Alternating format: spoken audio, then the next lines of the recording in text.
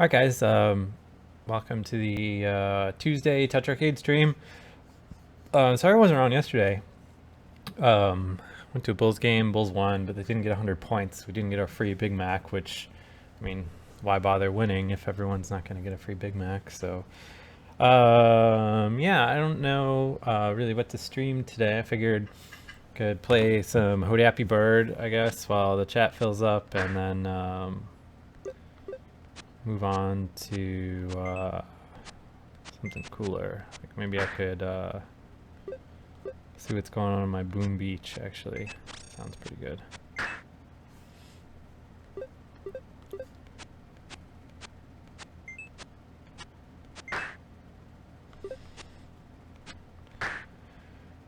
So yeah, I spent my day today doing TouchArcade stuff, reading annoying April Fool's Day posts, because everyone is oh so clever, and putting together the Hodappy Bird trailer, which I think turned out pretty freaking awesome.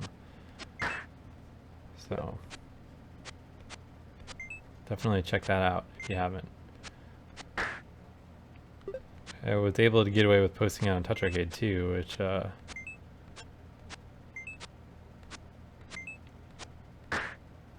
it's pretty good.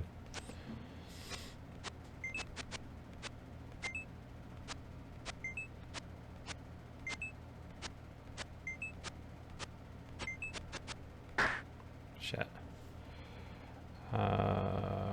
Horde of Heroes, huh?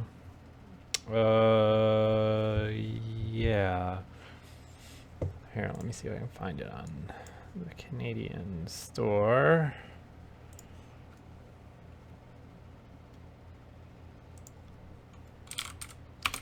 Horde of Heroes. Oh, cool. Alright, neat. Let me just switch my, let me do some account management here. Hang on one second.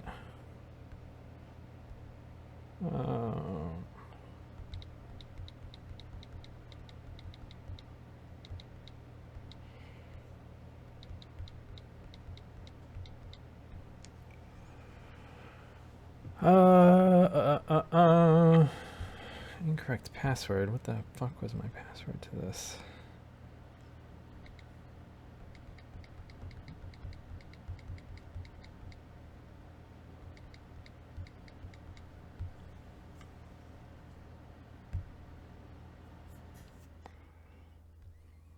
Alright, Horde of Heroes. Let's see what this is all about.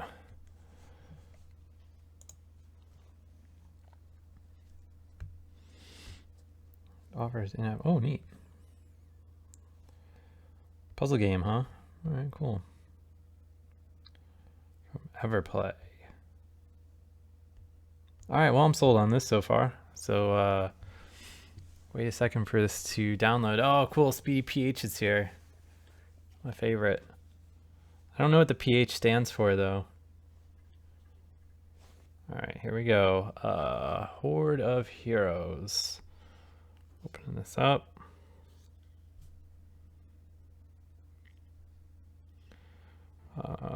No push notifications, please. Alright, so do we want to enable Facebook to share my adventure with my friends? No thanks.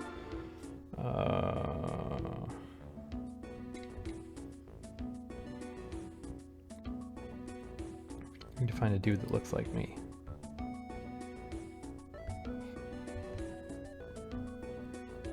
Sure, that seems good. So King Stanley needs my help. Tap on the button. Okay. Hail, I am King Stanley. Odd things are happening in my kingdom and I could use some more help. Thank you for volunteering for our new hero and training program. Let's lay this on. Okay. Let me explain what you're looking at here. This is you. This is your enemy. Green bar is your life. Blue bar is your mana. This yellow bar is the enemy's life. Second bar is the attack timer. Once the timer fills, the enemy will attack. Combine red or purple blocks to attack the enemy. Drag the red or purple block to match them. Okay. Seems pretty sick so far. Behold your experience screen. Victory will increase your experience towards your next level. Alright, so 5 points left. So might as well just distribute these equally because I don't know what's good right now.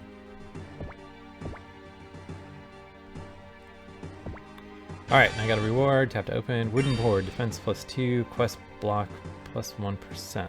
Yeah, sure. Alright, so now for the best screen around, the victory screen. Unlock new chests for awesome loot, or compare your score with your friends. These stars are earned upon completion. Earning 3 stars gives you a reward chest. Here's your score for that stage. Use keys to open the chest below for sweet loot and gear. Here are the top scores of your friends. Can't have them beat you now, can we? Alright, tap the continue button to return to the world map and begin your adventure. I guess we'll open this, right? Alright, so we got the Peasant's Cloth, attack +2. Yeah, sure. I wonder if this has placeholder graphics right now, because that seems weird that it would just be a black bar.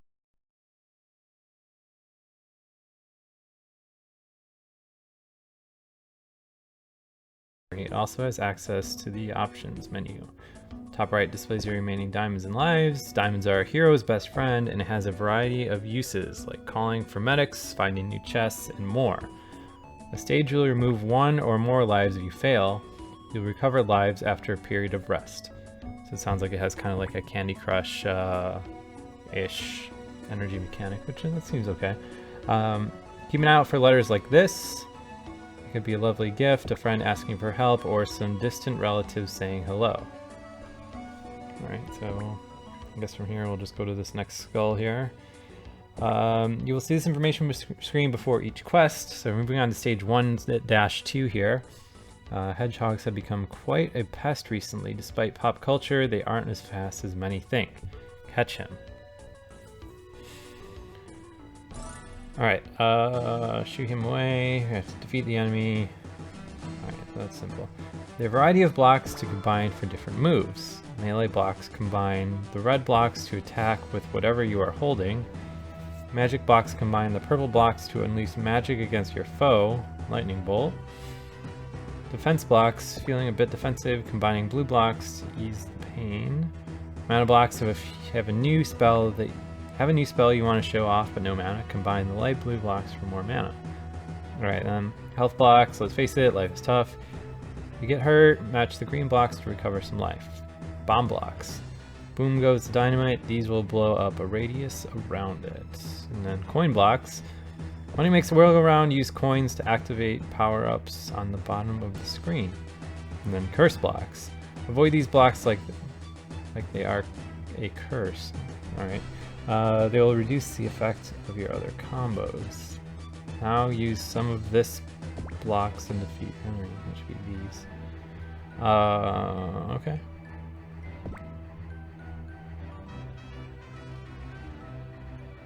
Well, that was easy. So stage complete, we win. Have to open, we got an iron dagger. Defense +2, water block +1%. Yeah, sure.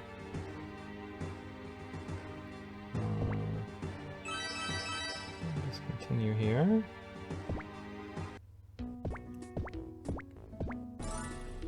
Stage 1-3, reports from the farm folk say that rabbits are becoming a nuisance. Look, there is one now. Alright, anyone want some stew? And then we have to defeat the enemy again, and there we go. A few final tips for your adventure. The very top displays your score.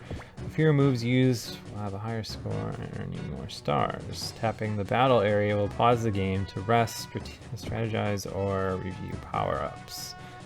Bottom right displays your coins and keys. Use coins to unleash the power-ups in the bottom left of the screen. Now for the power-ups, leveling up will unlock your power-ups for you to change the tide of battle. This is the power-up to heal yourself. Alright, cool. Let's see, what match do we want to make here? This is weird, like should I have used my power up? I don't know. Alright, so 34 coin reward.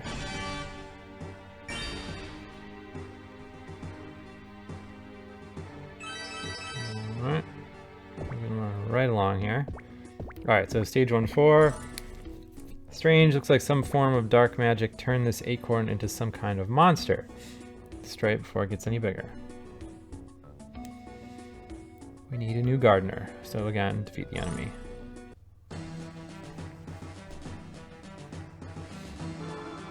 Alright.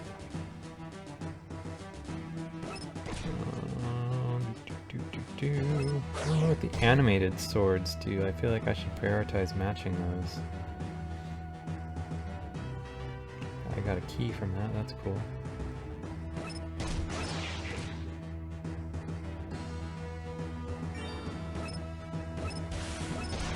Oh man, I really dig this. This is my exact kind of puzzle game. It's like you're matching stuff like crazy and doing really well, and like, I don't even know why. They're just particle effects. Just going nuts. I really want to match this animated sword at the bottom.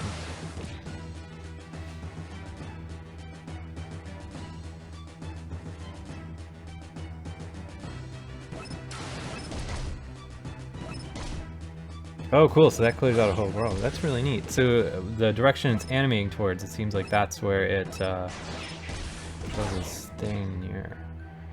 And it's kind of crazy how this has like a real-time battle mechanic, so you can see like the timer screen is it's kind of moving along as I do this. So it is definitely not turn-based, which is kind of cool. Here we go. This is awesome. Alright, what block do we want to match about these? Swords seems good. I guess we just got a board shuffle, or I hit a power up inadvertently. Alright, we win. Stage complete. Some more points to spend, so I'm just gonna distribute these evenly, because, you know, like I said before, I don't really know what does what yet. Alright. Let's see. In chat. I don't know. I wasn't screwing with my my phone at the Bulls game, so I don't know if they had iBeacon support. I think that's just baseball stadiums right now. Alright, so stage 1-5. So many rabbits, it's like they're breeding like, well, you get the idea. Stop them before they overrun the farmlands. Alright, so we're hunting rabbits. And then our rules here have changed. So now we need to defeat the enemy and do it in 35 moves, I guess?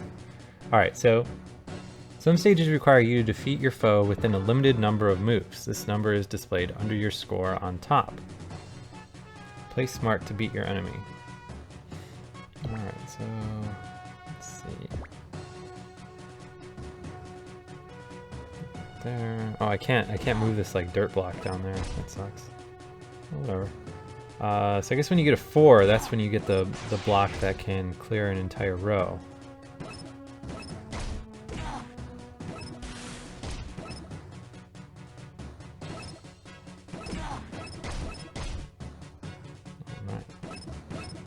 Man, this game is really cool. I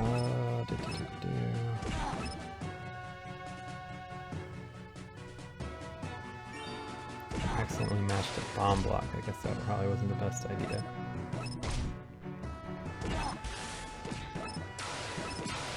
Some damage here.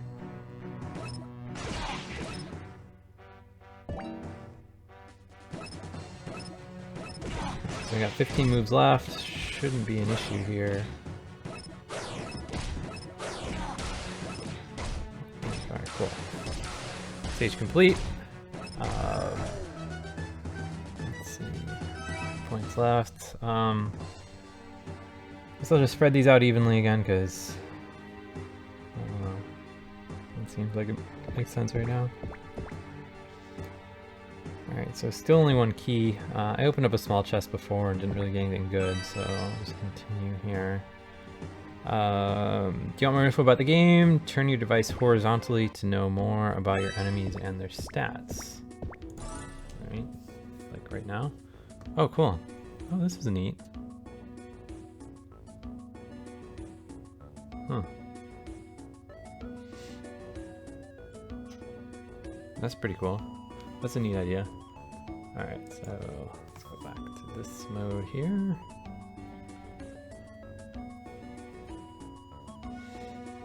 Alright, so we're going on an adventure. You need to gather some food before you leave to find the source of this trouble.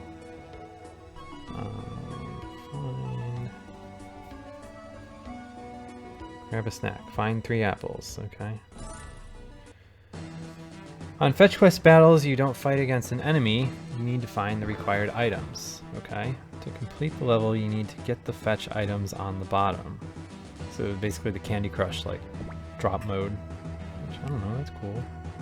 Problem is we have these curse blocks near the bottom, which would be a bit of a pain, I think. Well, at least this isn't timed, so we can be more analytical about things, I guess.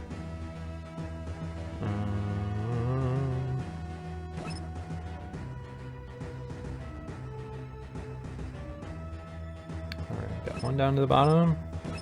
Oh cool, a 5 match, that's neat.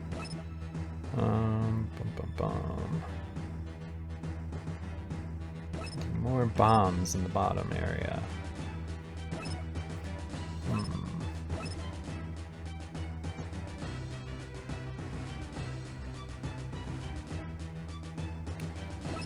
Let's see, what is going to give us the sickest matches here? Glad this isn't timed.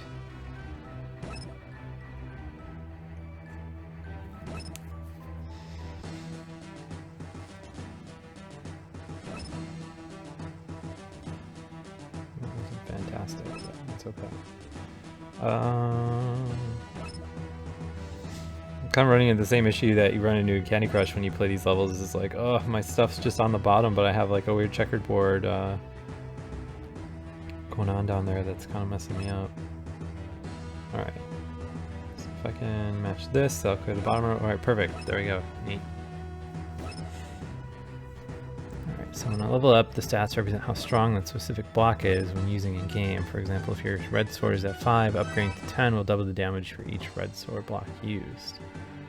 Huh. Cool. That seems neat. So again, that seems like it makes sense to like really kind of keep those pretty even, it seems like.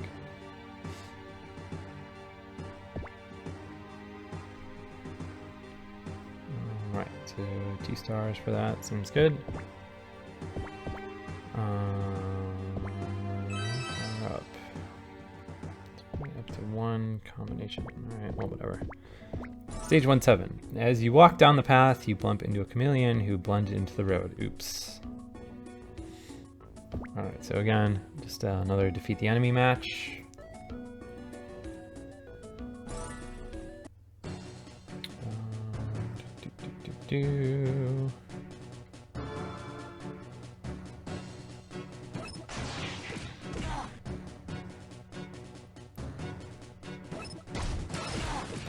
Whoa.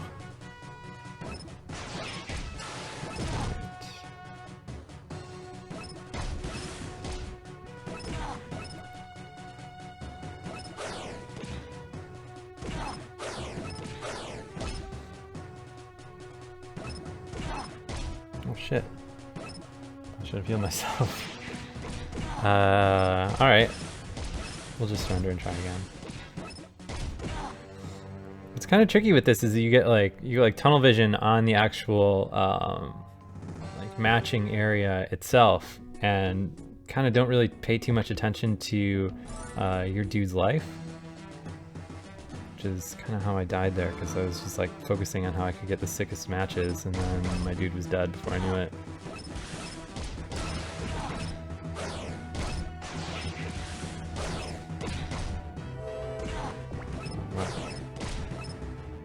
being able to heal yourself is a neat mechanic that I'm not really used to in games like this.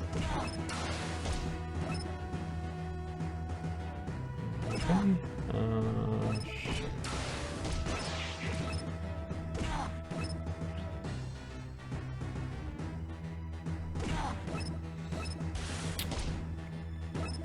Man, get my swords. Alright, cool, sweet.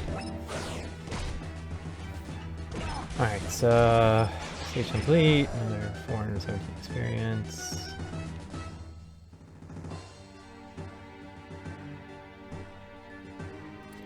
Yeah, we didn't do any April Fool's stuff today because, like, I don't know, April Fool's stuff, like, the best April Fool's stuff is stuff that you aren't sure if it's real or not. And I think everyone's just gotten so, like, stupid about April Fool's, like, posting stuff that obviously isn't true and stuff like that, which is just stupid. Alright, so gotta get these apples down to the bottom.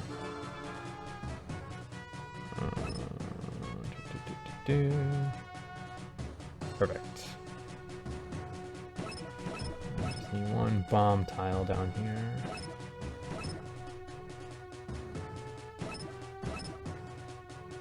Oh, I got it. There we go. Perfect. Great. That was easy.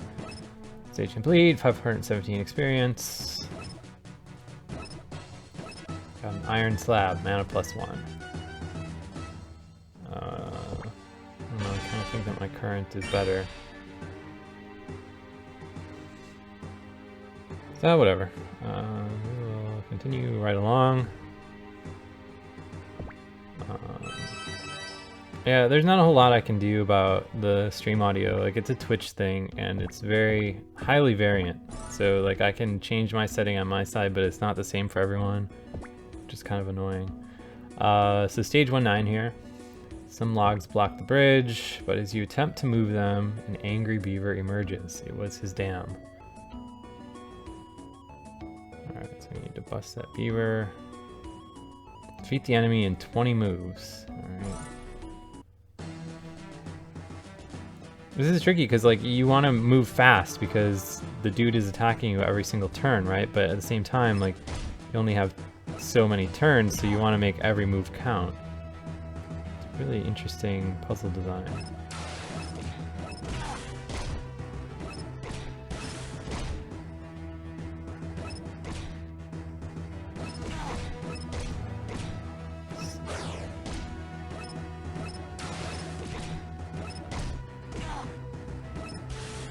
Oh man, if I can match up these two swords, oh, sick. That was awesome.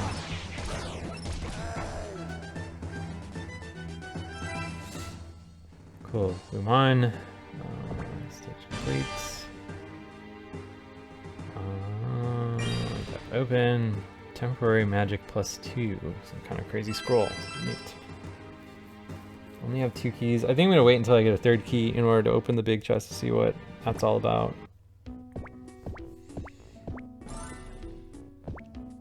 Alright, so stage 110. Fang Forest is known for nasty vegetation that is not vegetarian, if you catch my drift. The Venus man trap blocks the entrance. Alright, so hit the trap, rules defeat the enemy, break shield 500. Alright, on shield battle levels, a blue shield will be displayed over your enemy. Defeat the score required to break the shield and defeat the enemy. Be faster. Alright, so I'm just gotta go nuts here.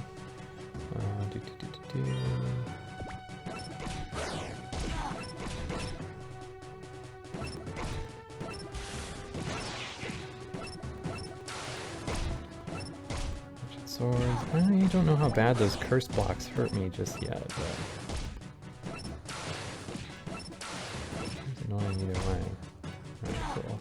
Alright, cool. Matching blocks, matching blocks. Shit. Good match here. Do some good.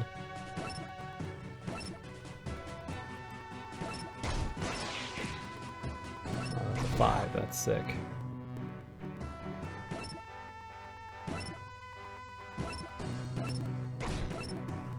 Cool. I think we're doing really well here. Maybe? Maybe not. I don't know. I feel like I'm doing a lot of high value matching for whatever that's worth.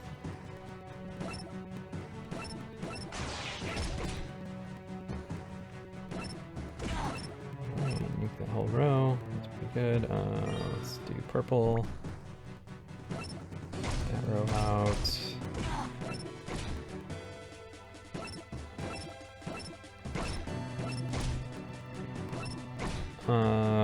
As far as which is better, Block Legends or Horde of Heroes, I don't know, they're different games. They're both pretty good. This one seems great, but Block Legends is also great.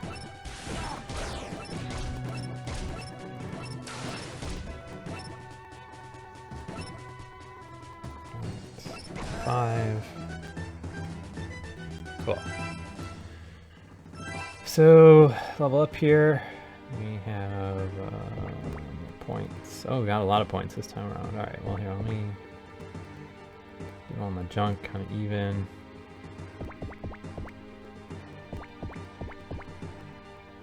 Another one of those up there.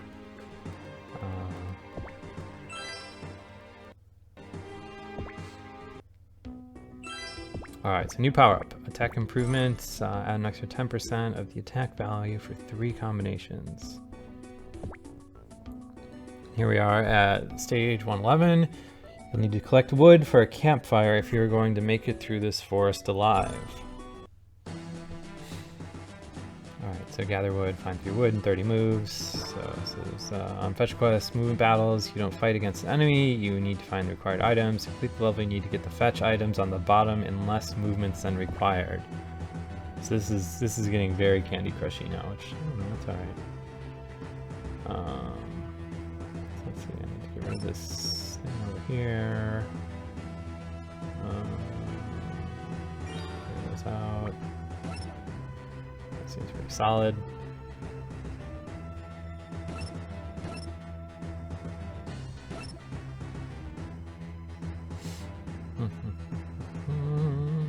Let's put over here down.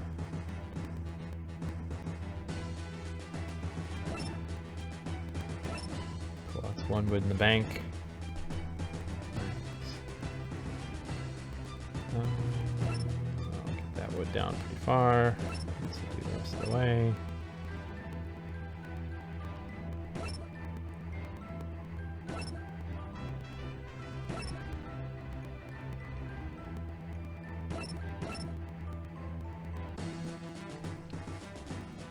Alright, so you have 18 moves left, so that doesn't seem too threatening. Need some glue down here, another bomb over here.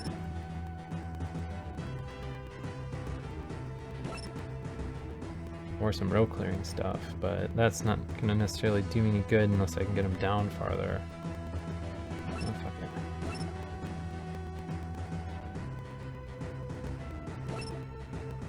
Alright, so that isn't in a better spot. This will be good. There, cool.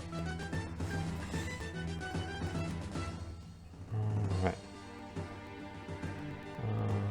Continue. Devs test on Canada because it's a good representation of the US market without launching in the US.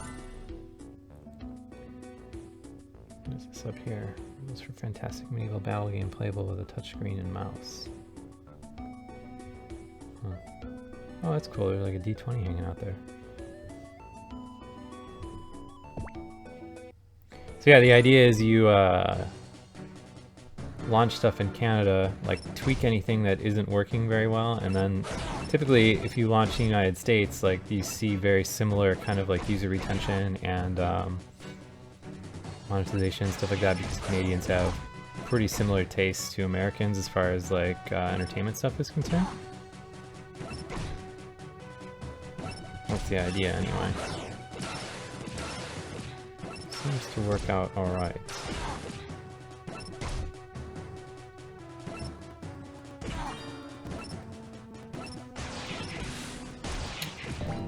Real quick.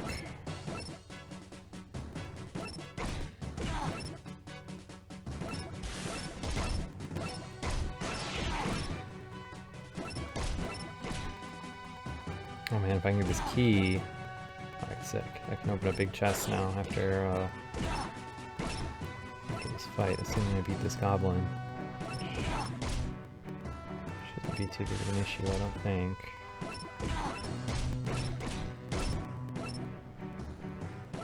Nice, nice, nice. Doing pretty good.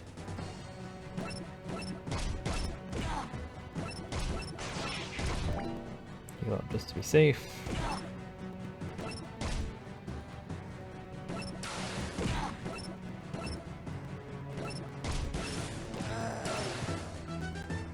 Cool. Alright, so stage complete. I leveled up, so I'm gonna spend some points. Seems good. And I'll blow 3 keys on a big chest. I got 67 coins. I don't know if that's a good trade or not.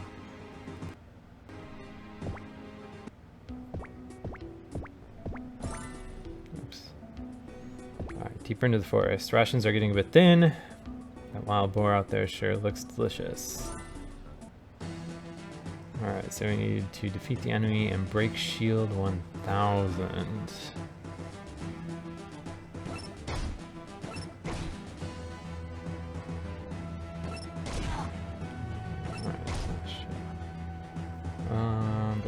I need to get some big matches cooking here before I get smoked out, which seems like that's happening pretty rapidly too.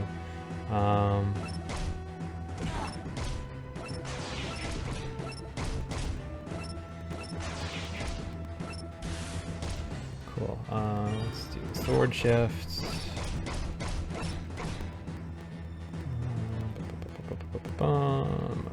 Where's a good match for anyone? That's alright.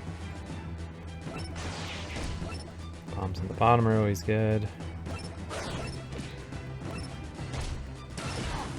Oh shit, I'm really low on health. Fuck. Alright. I need some more health, like, whoa.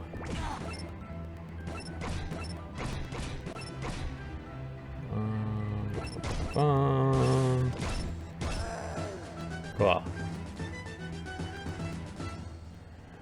Alright. What's silly about people thinking that developers use pixel graphics because they don't have the resources? Like, pixel art usually takes more resources than shitty 3D art. Like, good pixel art like this is pretty tricky to do. Like, it requires a lot of talent, actually. So, thinking, alright, I need to find 4 rocks. Thinking that developers are lazy for using pixel art is like totally the wrong way to look at it. Like, making stuff look old on modern devices is a challenge. And it's a visual art style, so saying that you don't like pixel art's lazy is silly. Let's see.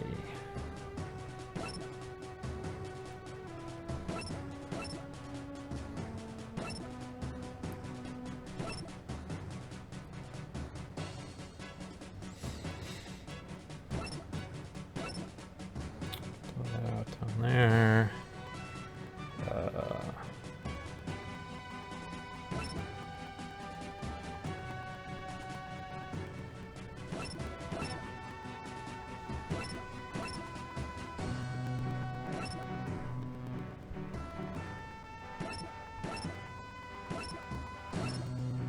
Cool, got 2 in one go. Yeah, Hody Happy Bird's a real game. It really exists.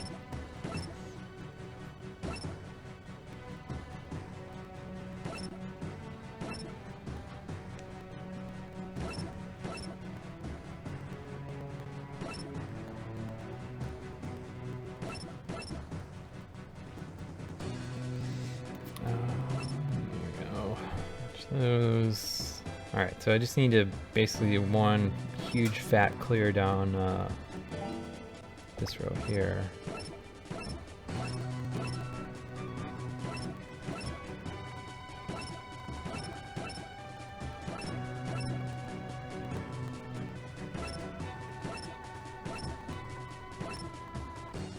stupid shield block is in the way.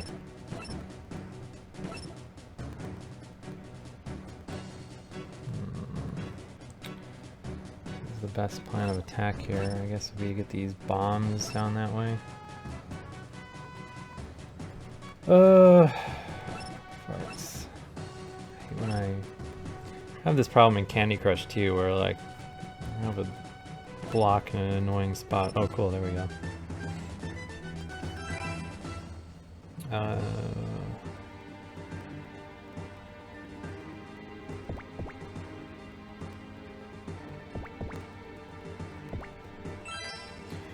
Problem is, if more games use the art style from Braid and Limbo, people will be saying the exact same thing. We're like, oh, I'm so tired of these black and white graphics. You know, I wish developers had skill or whatever other stupid thing that people say about pixel art.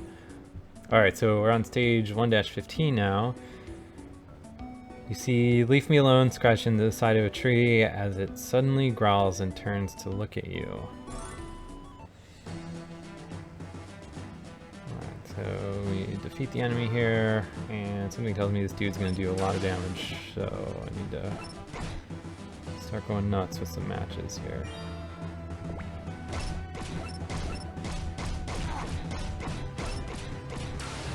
So 5. Huge. Oh cool, that was like a full board clear and then some.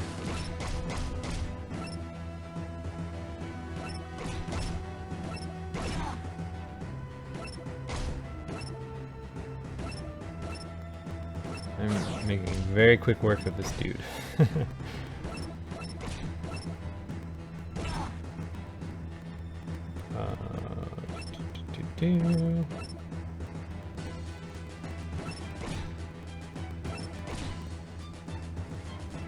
Alright.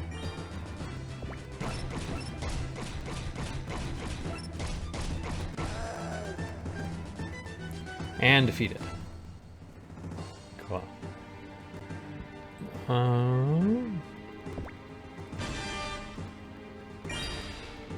So stone cap, mana +6. Alright, well that seems way better than what I had before.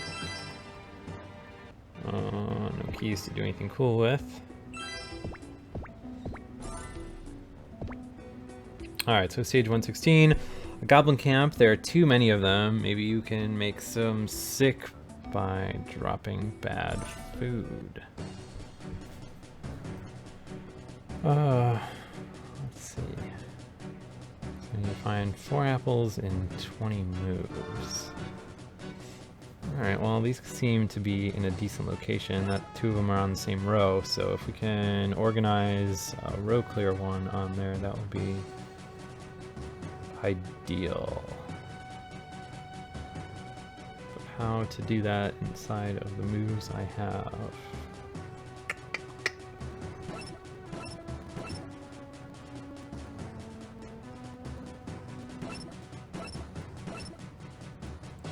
Shit, I need to move one over. Ugh. Okay, we'll match that.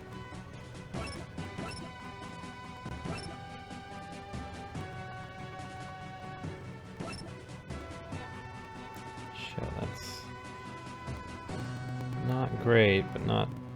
screw it, I'll just do that. These 2 will drop as soon as I can get something down in there, so...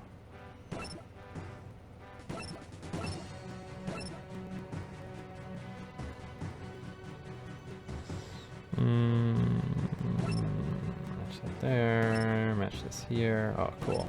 That's perfect. 2 in the bank, and then I got some bombs down here, so that'll be really good.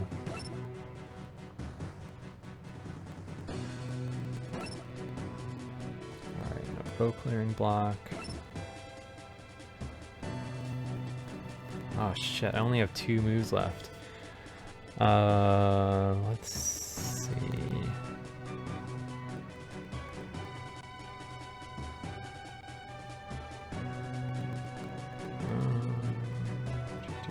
What can I do here to get this in 2 moves?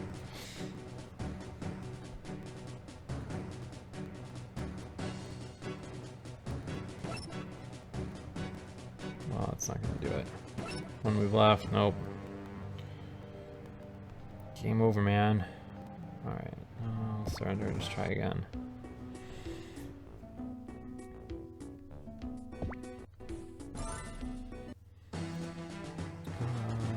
Alright, so same objective here.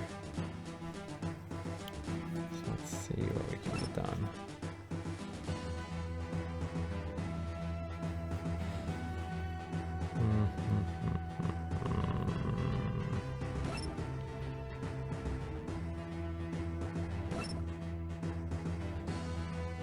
These are always the hardest in Candy Crush too. I don't want to use my flippy block yet.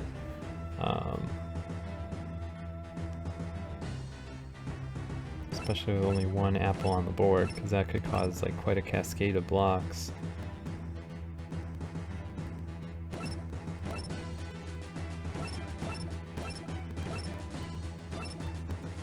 Oh, fantastic. Alright, great. Now I can start using some of these power-up ones.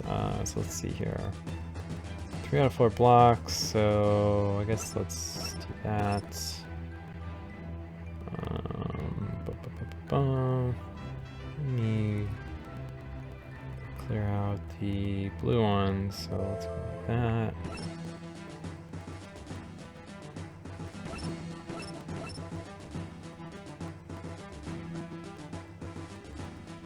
Alright, great. Clear out those. Oh, then this will do the trick easy. Alright, perfect.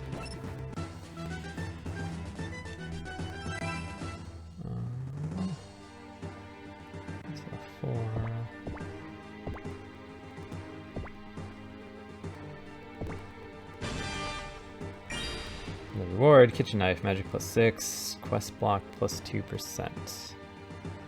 Yeah, that seems good.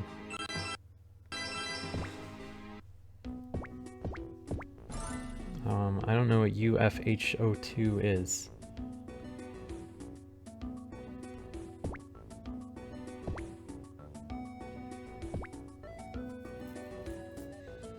I think the heal seems to be way more useful for as far as a power-up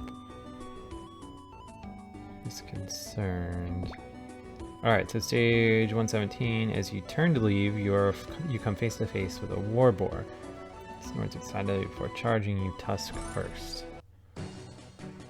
Alright, so we defeat the enemy in 30 moves. Sounds good. So we're getting fat matches here at the start, doesn't really look like it.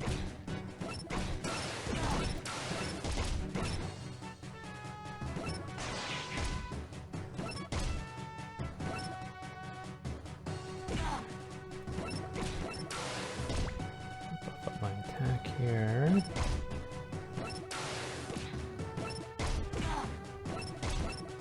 Cool, doing some good work on him now.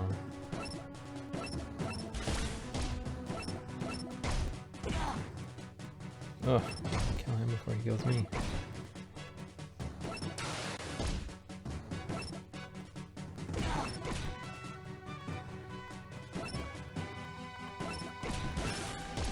So close.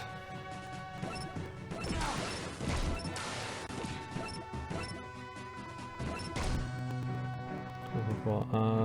Just another match, probably. There we go. Sweet. Alright, so one. Should have taken deep plunge.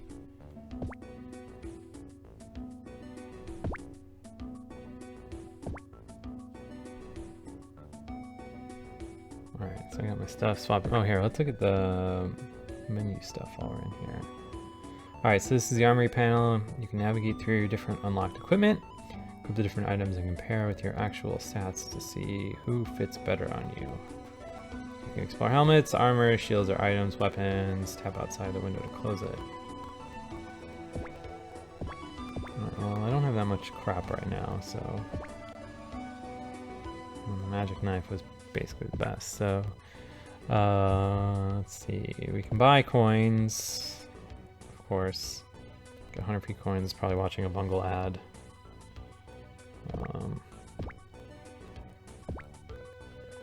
diamonds again, you can buy those. And keys. Let me buy some keys.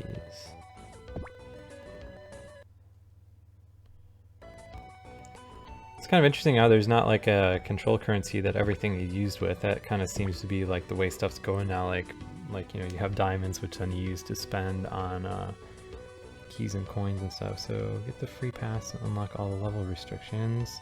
Expand my life limit to 20 seems to be like the 2 permanent upgrades. Multiple languages, Facebook on and off, sound effects, music, stuff like that. So here, let's check this out.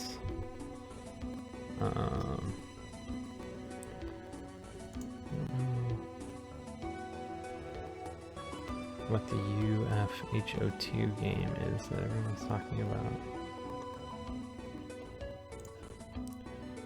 Oh, whatever. Mad Garden, Step of 93, Dual E-Risking, and G Soup. Thanks for following. Alright, so we need to find 4 torches inside of 1 minute and 10 seconds here. This is a time-based, oh shit, I accidentally disabled tutorials. Oh well, I'm pretty sure I can figure it out.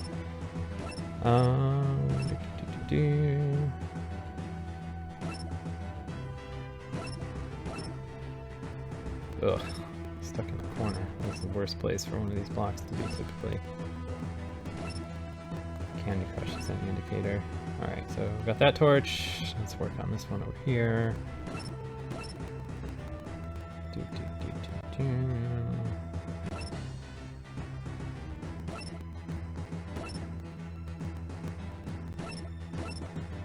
So a lot of row clear action here, but oh sick, this is actually gonna be pretty good if I have 3 coming down with lots of row clear.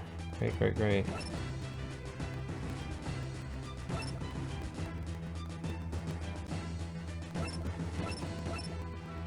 Perfect. That's pretty easy.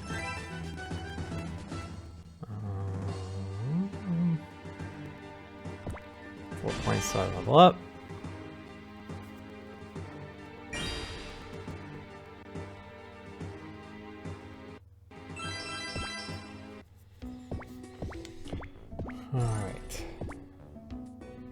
Alright, so what is that delicious smell? Oh, man flesh. The goblin shaman licks his lips and slowly approaches.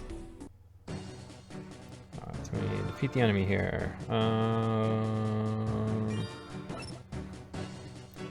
Shields cooking. Alright.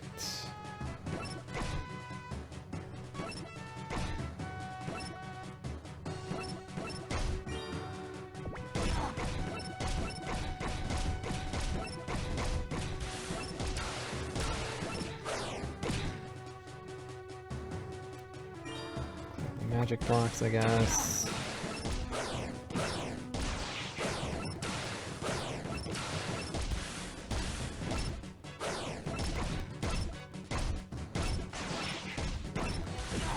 Oh man, I love games that have like these insane cascading matches. Like that is just the coolest.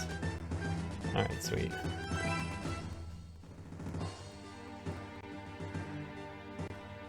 UFHO02020. Is that seriously the name of a game?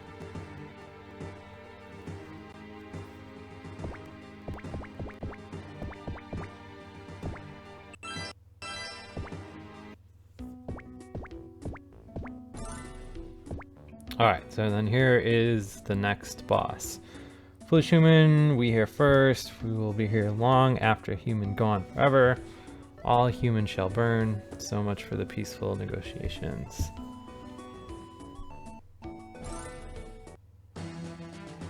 Alright, so we need to defeat the Goblin King inside of 30 moves. Well, in that case, let's buff up our attack here and then just go, you know.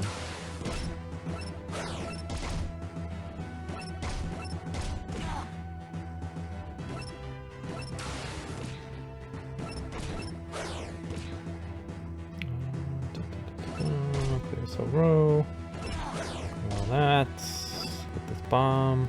Oh, I should have used the swapper block before I did that. Oh well.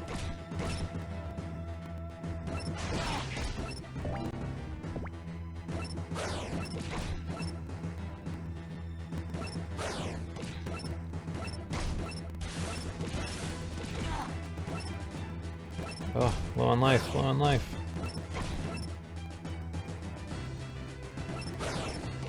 This dude's gonna smoke me out. And get some huge health matches pretty quick. Alright, while here, I'll heal myself. No good matches.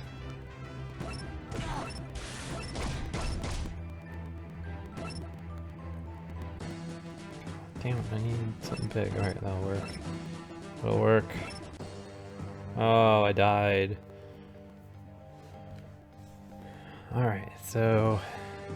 Alright, well... Got the next boss, so played through the first two bosses. Haven't hit any kind of paywall, which has been pretty good. Or really any reason to buy anything, so...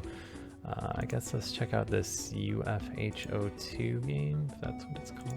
It seems like a really terrible name for a game. UFHO2.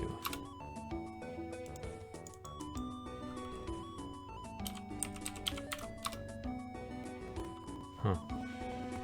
Alright, well, let me switch back to my US account here. Let me do some account management real quick. 1 second.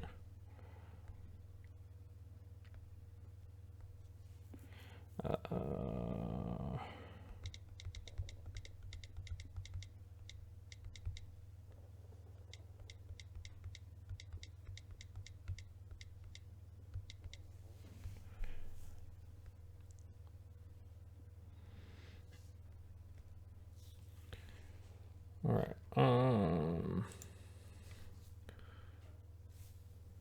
UFHO2.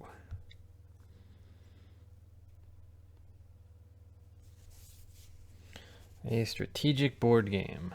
Great.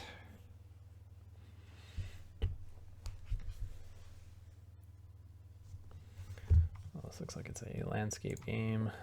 So we'll get that cooking. Where did my phone go? Oh, here it is. Let's see if people on TouchArcade are bitching about Hoodie Happy Bird. Probably. 21 comments. Oh, God.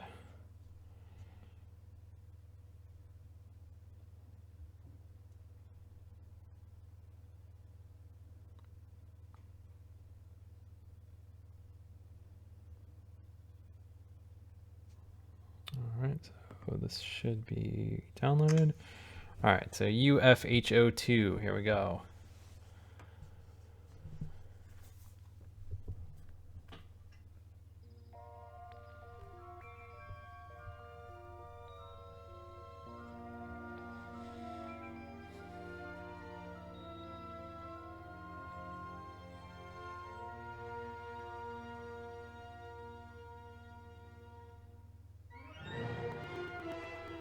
So welcome to UFHO2.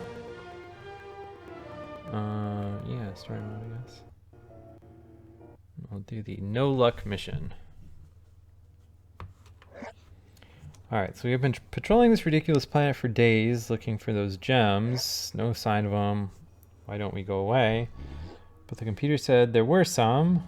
Tell with the computer, maybe they've been consumed while we were here. Okay, I'll calculate a new route, then we can leave. What was that sound? It came from the back of the spaceship. And the critter says, Squar. Oh no, 2 of these nasty critters have entered the UFHO. We must get rid of them before they steal all of our gems, or we won't be able to leave this jelly hole of a planet. They're small and pesky. Luckily, they are slower than us. They can only move 3 times per turn. Then the critter says, Guar. Alright, you and me now, and you too. Okay, cool. So let's see what we do here. Seems like Chinese checkers, I guess. I don't really know what I'm supposed to do. Is there a tutorial?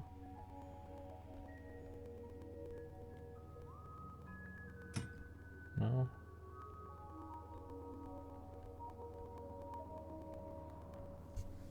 Like, did I miss the tutorial? What the hell?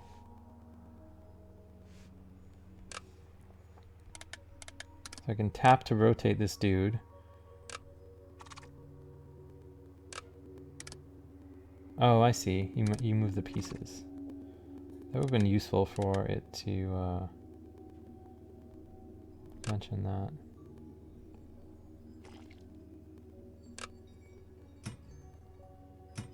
Why can't I go through here? Wonders.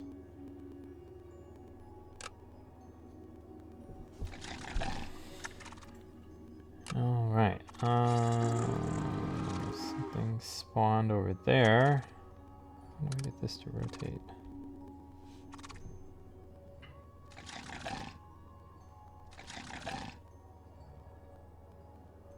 Is this like a physical board game or something that I should know about? Because this is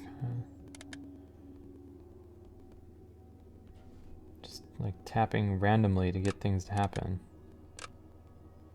All right, here, let's go back out to, oh, here's the guide, okay. So drag your character from a connected room to move around. You can move only if the room is connected. You cannot move in a room occupied by another character. Click on a room to rotate it by 60 degrees. You can rotate any room in UFHO. Click on a gear to rotate an entire sector together with all of its contents. So that costs 2 moves, okay. Still don't really understand like what I'm supposed to, like what the objective is supposed to be though.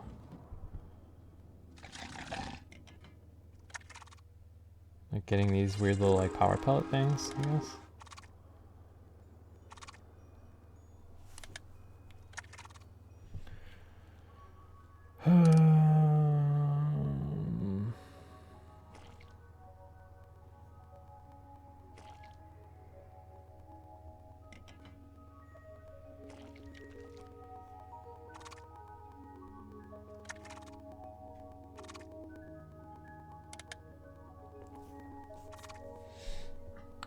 Alright, so I think I'm losing pretty heartily here. Like, I don't know if I'm supposed to, like, because I basically can't beat this guy over there. I don't think.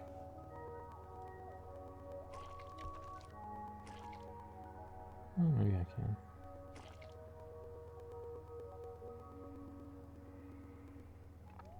Shit, but I need to rotate this.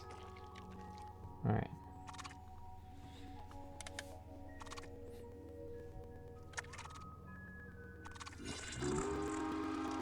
Oh no, the gems. How are we going to get away from here now? Oh, I was kind of hoping that was like a mission you were supposed to lose. Alright, so same old plot. Alright, let's see if I can do this better this time now that like I understand what's going on.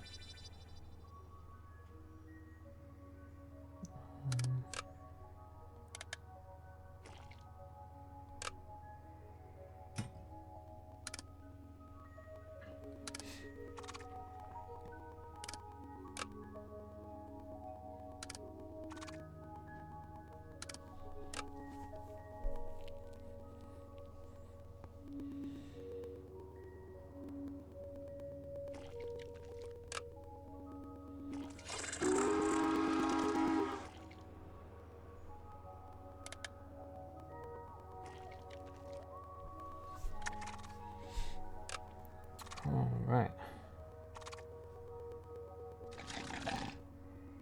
This dude can't move to my square.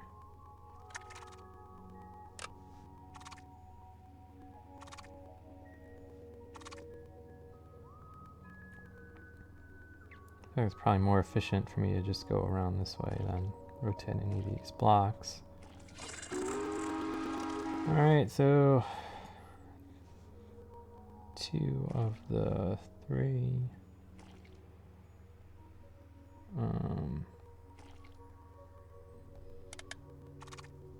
Those guys are gonna beat me there. I basically can't catch up, I don't think, in the meantime.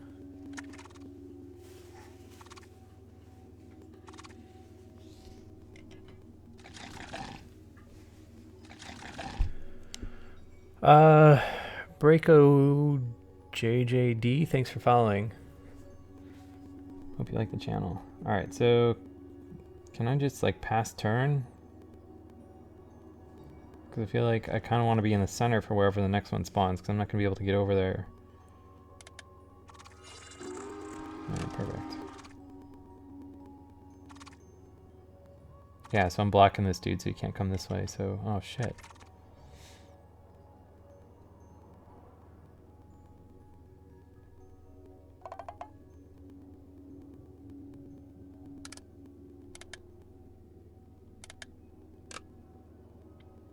I messed that one up.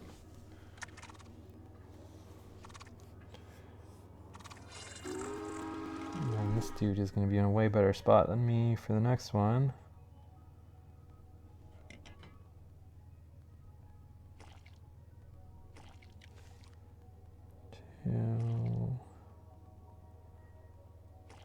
Can't quite reach, but I don't think this dude can get all the way around to get it, maybe, because he's gonna move that. No, alright, good.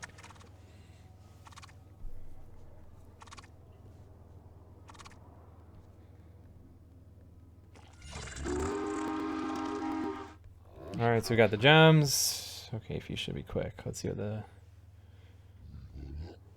these beasts, there's another 3 now. Where are they coming from? Again, I must get the gems before they steal them. So this seems to be the basic idea behind the game, is like this weird kind of board game rotatey mechanic thing, which yeah, I don't know. This isn't really my kind of game, but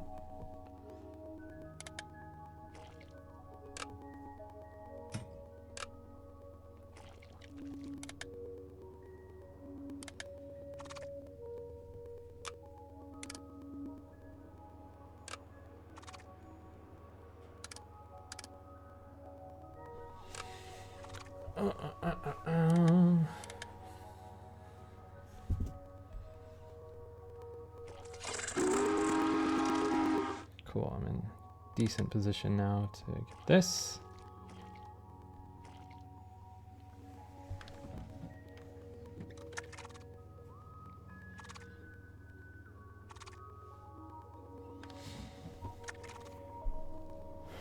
These nerds can't get it in time. Or this guy's just gonna pass turn. Stay where he is, yeah.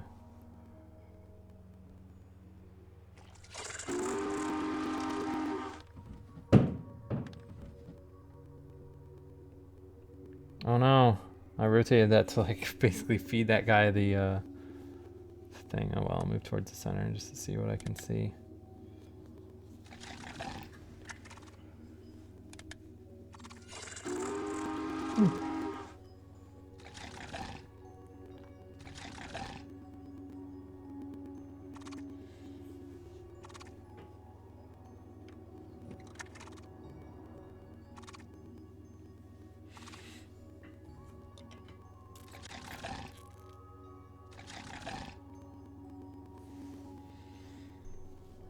The gem is over there. That poses a problem. This needs some kind of undo, because I just I hit that on accident and rotated. I didn't mean to.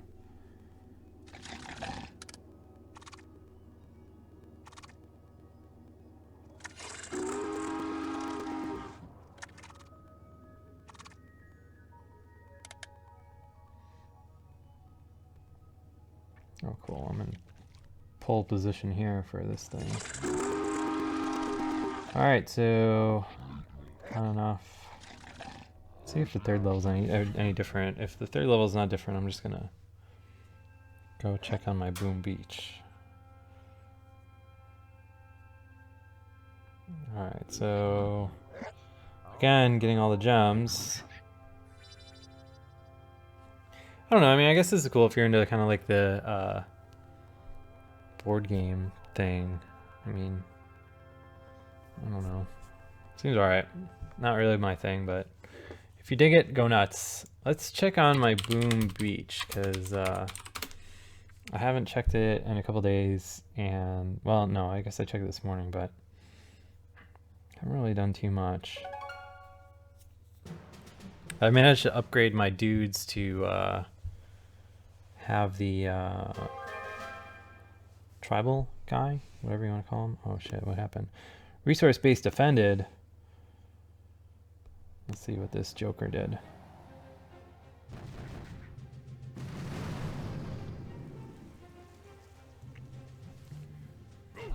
Yeah, I don't know, I always say on accident. I guess that's not right. This guy should have taken out the rocket launcher, and this is super, super hard. And he's wasting his stuff too early. This noob.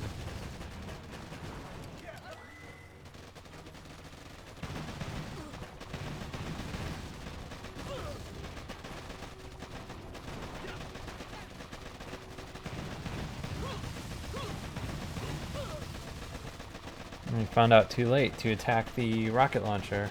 You idiots.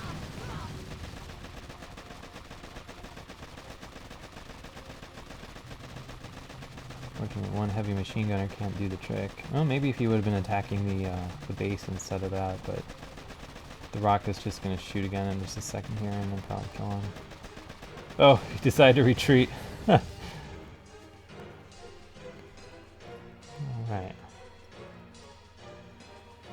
See ya, chump. Go back to your base. Alright, so where was the resource base that I lost, though? It said I lost one, didn't it? Resource base lost over here.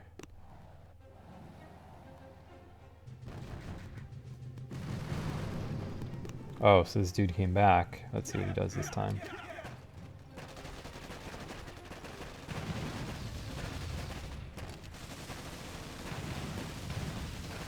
Why is he ignoring the missiles? The missiles are the most threatening. Just came back with more dudes this time around.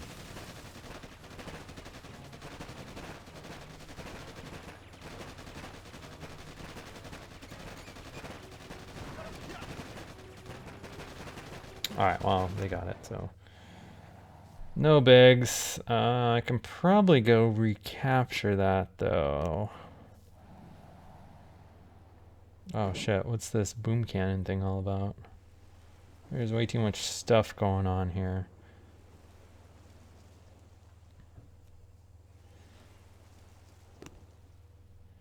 Alright, well, first off, let's go back to my base and collect all my resources and stuff. So, my stone, my wood, lots of gold.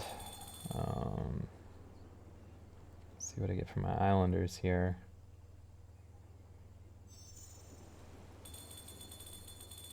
Decent chunk of gold and more wood. How much stone do I need for this? 3,500. Let's see how many. 8 gems to replace that stone. Yeah, that seems good. Alright, so let's reveal some more of the map.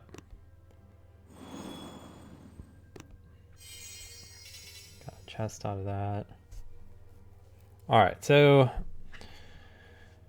typically speaking, let's see. Who do we have here that has lots of resources that we can steal?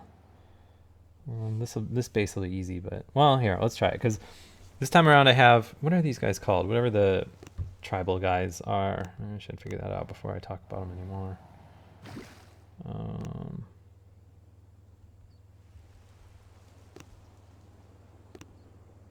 The warrior.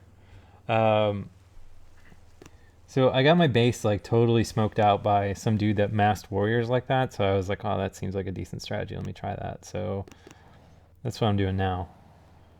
So let's attack this. Again, the most threatening thing here is going to be that mortar cannon out in front. So that should be easy to take care of.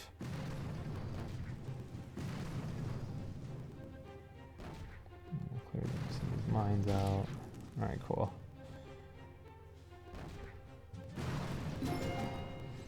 So we'll just mass all these dudes over here.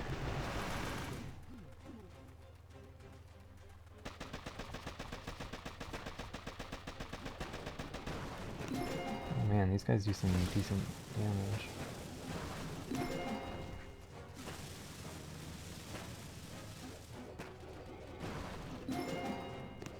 Neat. Yo, kill the main base. Who cares about all these stupid buildings?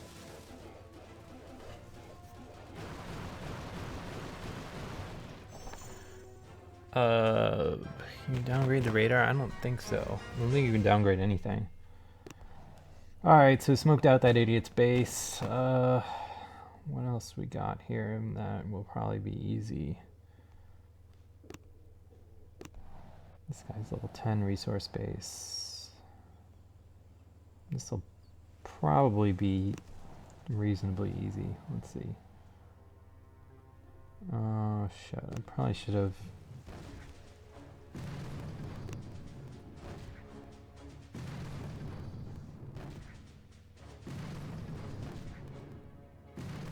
Oh, so close to getting rid of that thing. Alright, well, whatever.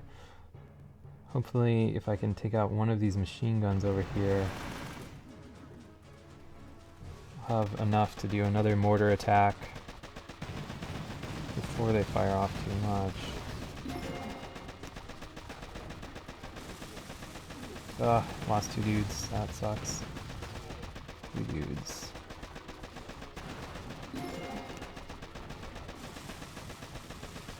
This is a very disorganized attack. All my dudes are getting mowed down. Oh no. I don't know if I'm gonna have enough gas to... Yo, kill the sniper tower. 3 men remain.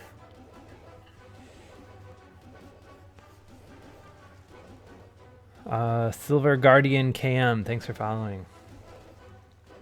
Hope you like the channel.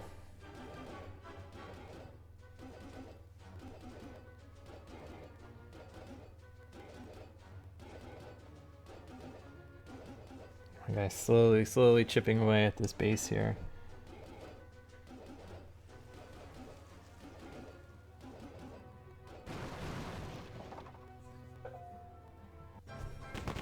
Cool. Where is my phone? I just got an email, but where did it go?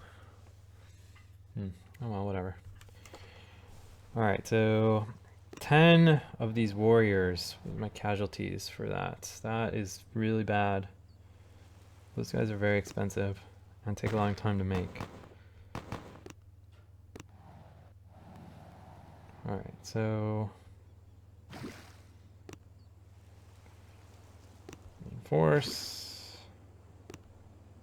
Reinforce. These guys. Cool, just barely have enough money to get those.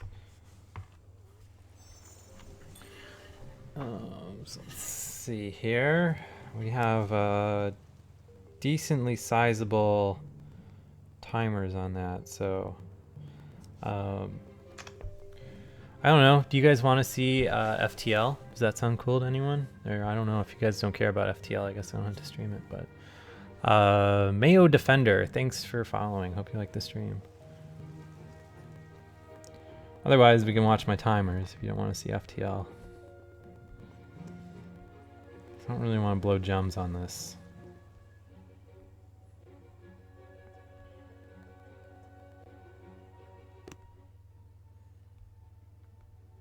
Yeah, I know the button on the right does a global reinforce. I didn't think I had enough resources to do all of it, so that's why I did the way I did. I'm really kind of... Oh, there's a chest. I'm kind of working my way towards getting to this guy here, but I feel like whatever these are going to be a total bitch. So, I don't know. Alright, well, we'll check out FTL. There's not an icon yet, so I'm just going to put the TouchArcade icon back up. This is not on iTunes yet. Where the hell did it go on my iPad? Alright. So FTL is a...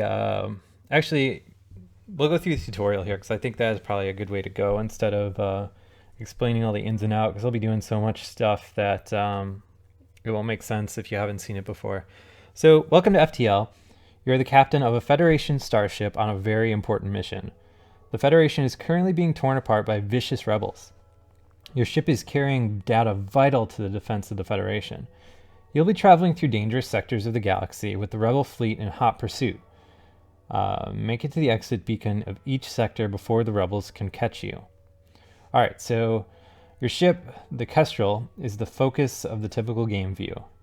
The circular icons in the bottom of the screen are your ship's primary systems. Systems use power from the reactor pointed at by the arrow. So we can see where the arrow is down here. Like that is how much power my ship has at any given time.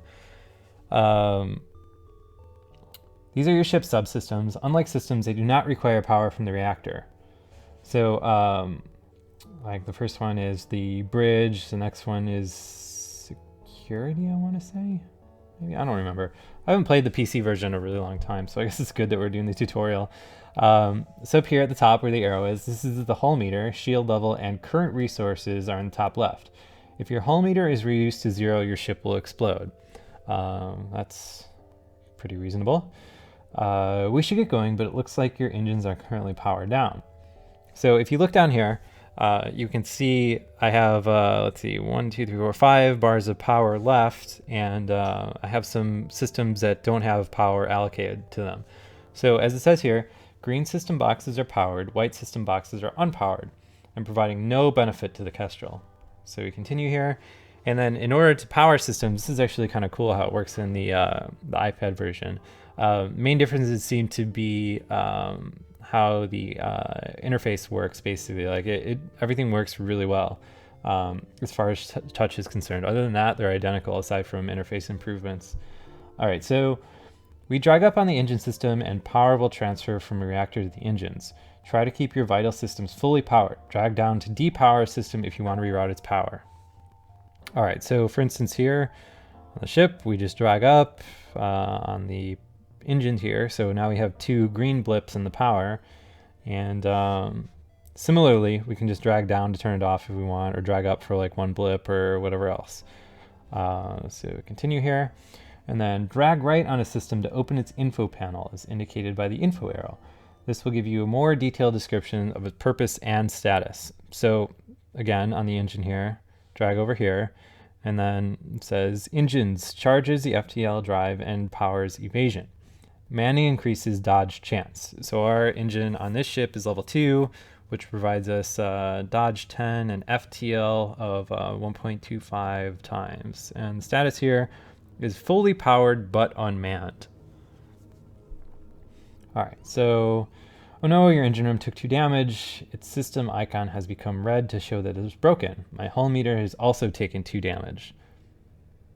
So as you can see here, the engine's red, and that's also reflected in the bottom as well as in the actual engine room.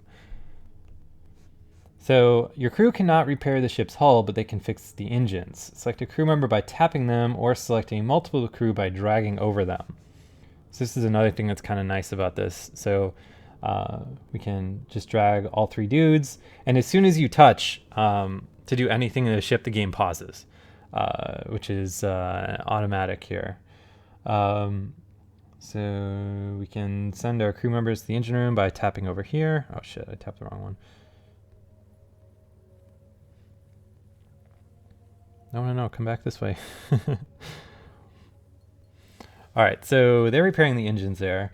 Then crew members will automatically repair systems, fight fires, fix breaches, and fight intruders in their room. Fighting low oxygen and fire will hurt the crew. All right, so as you can see here, the 2 dudes in there have, oh, my troops are ready to go. The 2 dudes there have fixed the engine, so it's no longer red, and it has since had power restored to it. So we can hit continue here. Awesome, your engines are now repaired. Notice that repaired systems will automatically try to repower themselves to their last power state, like as I just mentioned there. Some systems can be manned by crew members to provide a small bonus to the system. Crew members will automatically man any functioning system in their room. The silhouette above the power bar shows if the system is manned. So you can see here there's no dudes in the shield room. I have 2 guys in the actual engine room. So here, now if I move this guy over here to the shield room, you'll see that the shield icon also gets filled up. All right, so shield's manned and the engine's manned. So when the shield is manned, it gets a faster recharge rate. So good to go. We'll just continue here. Oh no, a fire has broken out in your starboard airlock. You could send your crew members to put it out, but let's take advantage of your airlock. Tap on the door system in the bottom right to control the ship's doors. All right, so we tap here, and then so there's a couple things we can do from this. Like it's having us tap like these doors here in this one room to the bottom side of the ship to empty the fire, but we can also open and close all the doors. So if we just tap the door to open or close it, drag over doors to open or close multiple doors quickly. So let's drag over these 2, open it up. So obviously we're in a spaceship here, so opening doors allows you to drain sections of your ship of oxygen and put out fires. Rooms turn pink as oxygen drains out. Your oxygen system will slowly refill the ship once leaks are gone. So now that our engines are fixed and the fires are out, we should FTL jump to the next location. If you don't currently have a pilot, you should probably send the crewman to the helm. So I didn't take this dude out of the helm, so my guy's A-okay there. Well, first off, let me close these doors. Each jump consumes 1 fuel. Without fuel, you'll be stranded and unable to jump. Jumping also requires a crew member in the piloting system and a powered engine system. All right, so we're at the point now where we are good to go. We've got 16 fuel, as it shows there. I got power to the engines, a dude at the helm, and then I have, you know, a guy on the engines and a guy on the shield, just, you know, for fun. There's not really a purpose to that right now. So we just hit jump. And then this is the beacon map. The ship marks your current location. Tap a location to get more information about it. Select an adjacent location and tap jump to travel there now. So this is kind of a lot like Out There, in that you know, you just kind of eventually slowly trying to plot a course to the end of the game. So right now I have the options to go up or to the right. Without knowing too much about like any of the other sectors here, this is a civilian sector, so either choice is probably pretty good. So I guess we'll just go to the right here. And then we will jump. So you hit the jump button. Ship blinks out, flips back in, and then here we go. Every new location will have an event like this. You might have multiple choices available to you at an event. In this example, a weak pirate ship is trying to destroy you. All right, so, and then we have 2 options here. We can either continue, or special blue choices like these are unlocked by having certain upgrades or equipment. They're nearly always a good choice. So let's see here. I guess we'll hit 2 if we can. All right, so welcome to combat. Tap the pause button to pause the game at any time to strategize, give commands, or reallocate your power. So we can pause without penalty at any point in the game. And then you'll notice that you're focused on one ship at a time. Tap on either ship to shift your focus and enlarge that ship. When you're ready, tap your weapon system and prepare to fire. So we can tap, like I'm tapping the enemy ship there, it kind of zooms up. Tap my ship, it zooms up. So it's kind of good. So I need to power your weapon to fight. The amount of power required is pictured in the weapon box. Tap on it to power it. A powered weapon turns white. Tapping off depowers the weapon. So we'll power this up here, which, as you can see here, we automatically rerouted 1 power to my weapons here. So the weapon is now powered. Tap the weapon again to arm it, then target a room in the enemy ship by tapping on it. The weapon will fire when ready. Make sure the game is unpaused. All right, so we will arm this, and then typically speaking, I always go for the enemy like armor, or I'm sorry, like the armory, the like weapons system room, because if you damage their weapons, they can't fight back. So that's good. So we target that, and then unpause.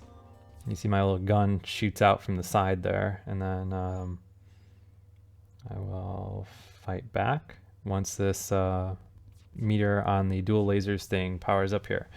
All right, so, oh no, your 2-shot laser cannot penetrate the pirate's level 2 shields, but luckily he can't get through your shields either. So note, every 2 powered bars in your shield system nets you 1 more shield. All right, so looks like you need some more help to get through his shields. Some events can provide items. This one is providing you with an Artemis missile launcher, sorry. So continue. All right, so now we have this equipped, so we need to write, all right, well, here, I'll read the tutorial text. The Artemis was automatically equipped in your available weapon slot. Shooting it expands your missile stock, but missiles pierce through, shooting it expends your missile stock, but missiles pierce through all enemy shields. Use the missile to damage the enemy shield system, and then your lasers can get through as well. So we basically need to get more power to this, target this to the shield room here, and then the dual lasers will keep firing, but it doesn't really matter. so let's see here. All right, so missed on the first missile. Still drained one of our missiles.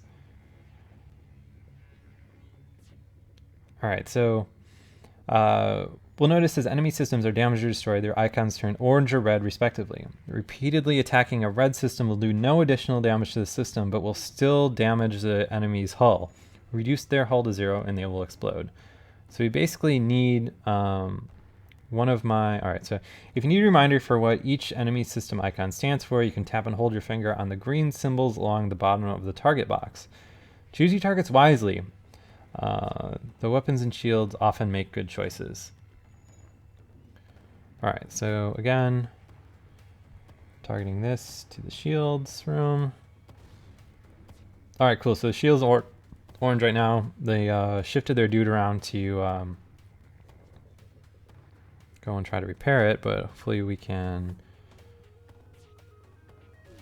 kill it before. Alright, cool. So now I've got the ship destroyed.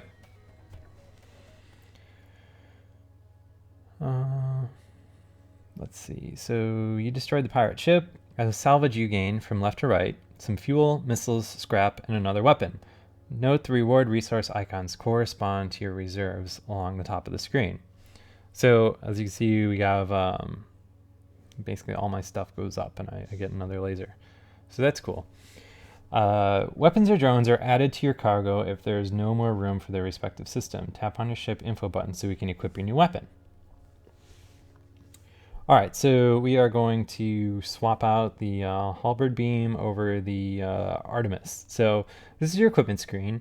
You can see more detailed information about your weapons, drones, or augments by tapping them.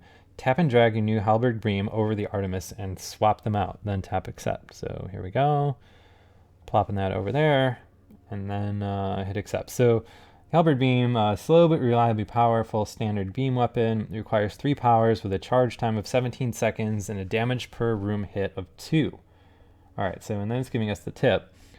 For every shield bar on the enemy, a beam's damage is reduced by 1. For example, a 3 damage beam against 2 shield bars will cause 1 damage in every room it hits. So it's kind of like a pretty simple, like Dungeons and Dragons-y stat kind of driven thing, to where it all kind of makes sense once you see how it goes together. All right, so hit accept here. All right, so predictably that weapon uses more power than our engine or we're capable of generating right now. So it says, oops, your weapon system max power 2 is not upgraded enough to support your new weapon, which has a power requirement of 3. Open your ship screen back up so we can fix this. All right, so this is teaching us about the scrap system now. This is the upgrade screen. You can see detailed info about your systems and upgrade them by spending scrap. You can also upgrade your reactor at the bottom of the menu, which is important for keeping everything fully powered. All right, so tap your weapon system to select it and then tap the upgrade button on the right to spend scrap and improve the system. Tap accept to close the upgrade screen when done. All right, so we need this to be at 4, basically. So we need to spend 25 to upgrade. So weapon control powers all your ship's weapons. Upgrading lets you power more weapons. So hit upgrade here, and then we will upgrade again, and then hit accept.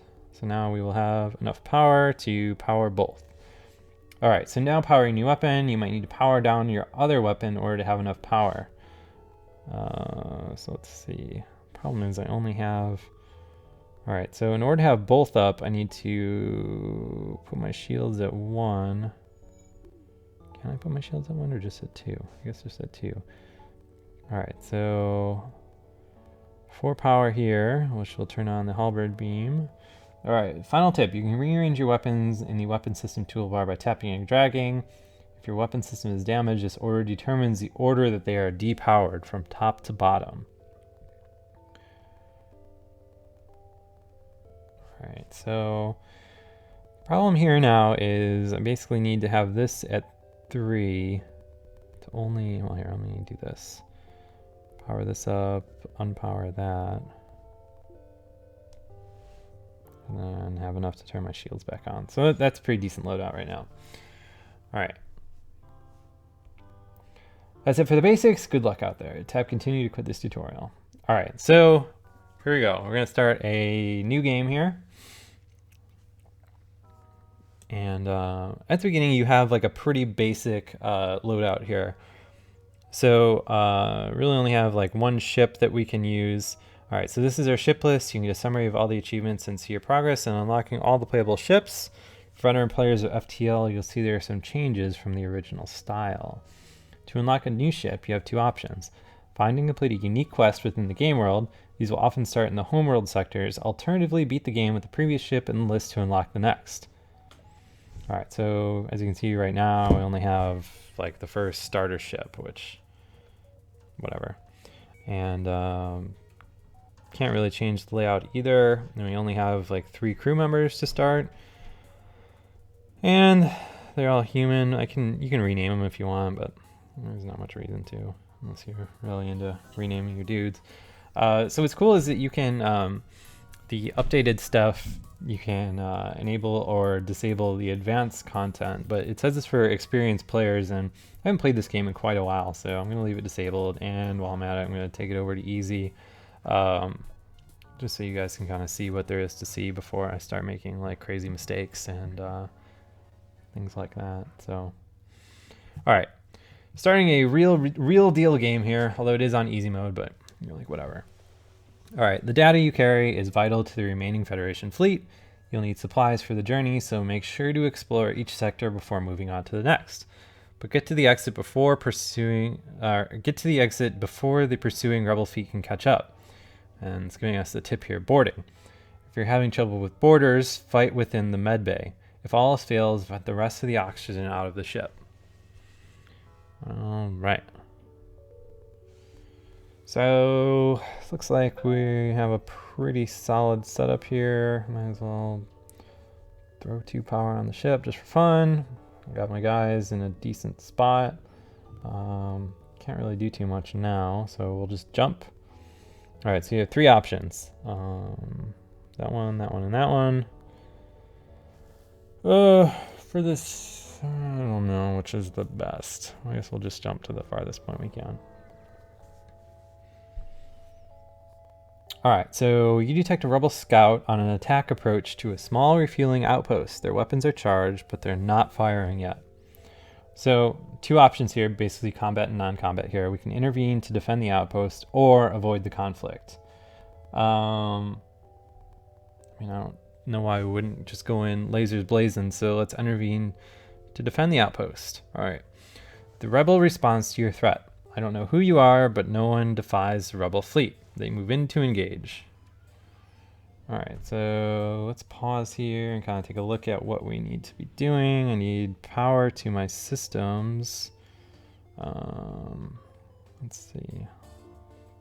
Take my engine down 1, which will allow me to power up both of my things. Let's see, how many shield? He just has 1 shield point, so should be doing pretty good here. I guess we'll go after the shield room. Both. Unpause. So you see he's got a drone here kind of diddling around, but he can't get through my shield.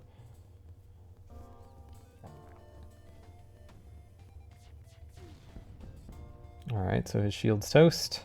Let's attack his weapon systems next. Or actually, wait, the drone control will be better.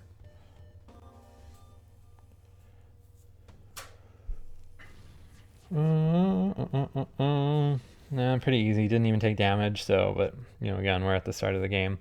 So the ship breaks apart and you quickly salvage what you can. So we got 2 missiles, 1, I think those are drone parts, right? And then 21 scrap, and we continue. The outpost hails you. The pompous bastards expected free service just because they defeated the Federation. Take this for your help.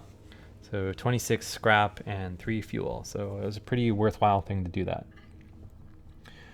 All right, so I don't know if we should start spending scrap just yet, or wait until you get something better.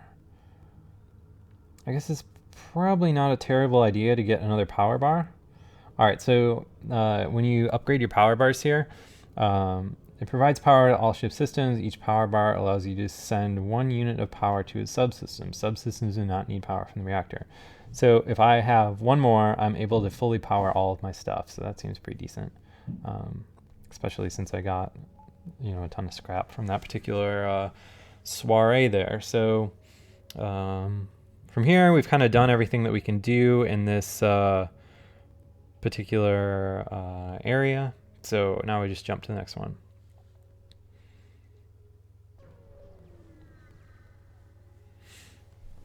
All right. So Rebel ship is guarding this beacon. You order a pursuit course and prepare to scratch up one more. All right, so let's pause here. Figure out what we're gonna do. So we want our weapon systems up. Again, I think that for this we should just target the drone control area. Especially if they're fighting exclusively with drones, that seems pretty good.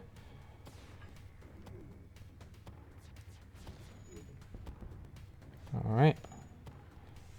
Next we'll target their weapon system.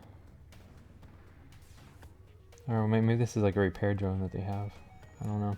I don't remember a lot of like little ins and outs and stuff like that of this game. So probably should not be burning my missiles if I don't need them. So let's see. Does my burst laser go through on this? I'm missing. Oh, that's fine.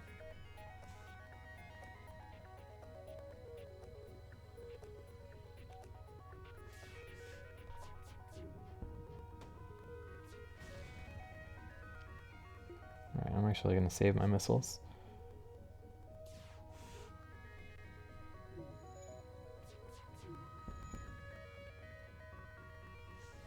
Alright, so if I can get one more hit through before he repairs his shields, should be good to go here.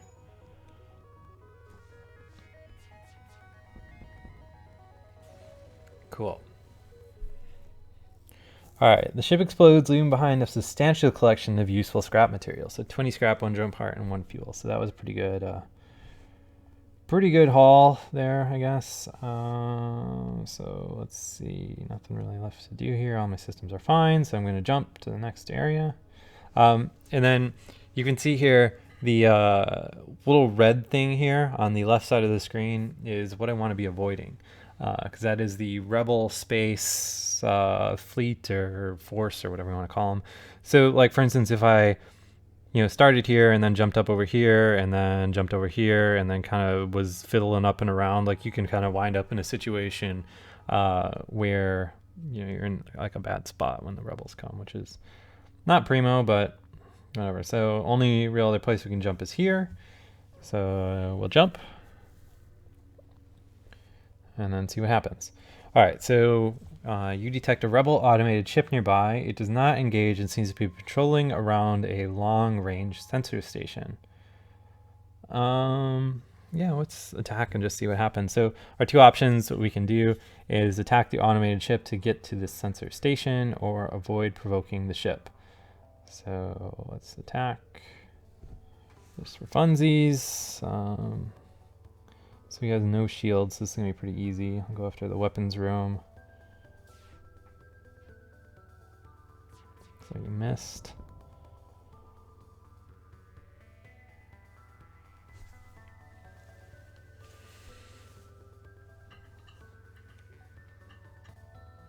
Oh, shit.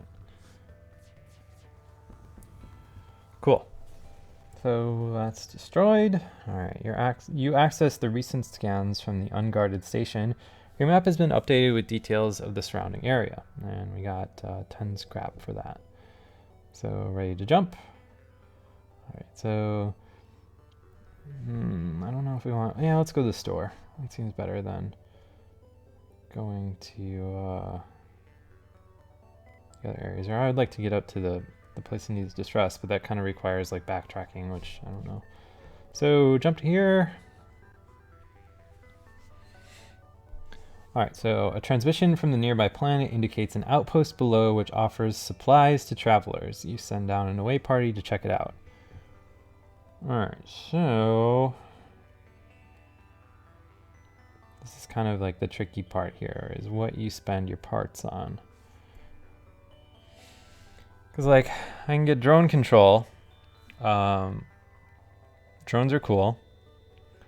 I don't have enough for a crew teleporter or cloaking, but all right, well here, I'll go through and read what everything does. So drone control powers the ship's drones. Purchase comes with a free defense drone Mark 1, which doesn't really do a whole lot if I recall correctly.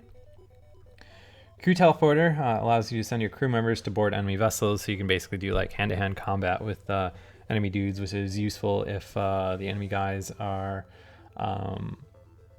causing you a lot of trouble, or just like repairing quickly or whatever else. Cloaking cloaks the ship, adding 60 to your evasion and preventing the enemy ship from locking on with weapons. Never been able to make it far enough to get that. So augmentations we can get. The scrap recovery arm allows the ship to collect 10% more scrap from any source. Repair arm repairs your hull every time you collect scrap, but reduces your scrap collected by 15%. And the FTL recharge booster, if the ship's FTL drive powers up 25%, or the ship's FTL drive powers up 25% faster. So where you'd want to use that is, again, if I recall correctly from the PC version, if you're in a fight that like you're losing and your FTL drive powers up, like you can just jump out instead of screwing with the enemy guys. So on page 2 here, we have available weapons. If there was crew here, we would also have available crew that we could pick up. All right, so our options here are small bombs, self-teleporting explosives that damage the systems and crew, but not the hull. Can target your own ship. So I guess that could be useful if you have like dudes on your ship and stuff like that too. Halberd beam we had in the tutorial, a slow but reliably powerful standard beam weapon, and then the pike beam can cut across entire ships, assuming there's no shield to stop it. It's kind of a favorite of mine because like you can kind of like zigzag across ships.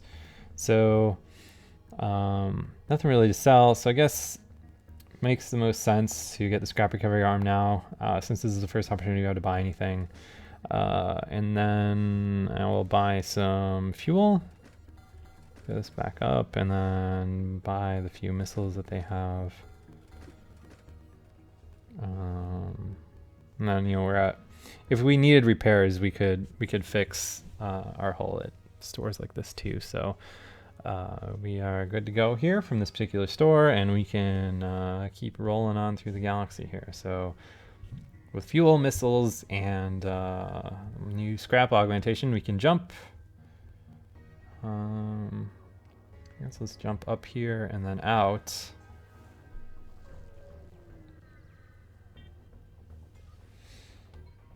Alright, so you stumble across a forward scout of the rebel fleet. They're powering up to FTL. If they get away, they will no doubt warn the fleet of your position, which doesn't really matter a whole lot because we're almost to the exit here. So do continue powering up our lasers. Kind of want to target their engine.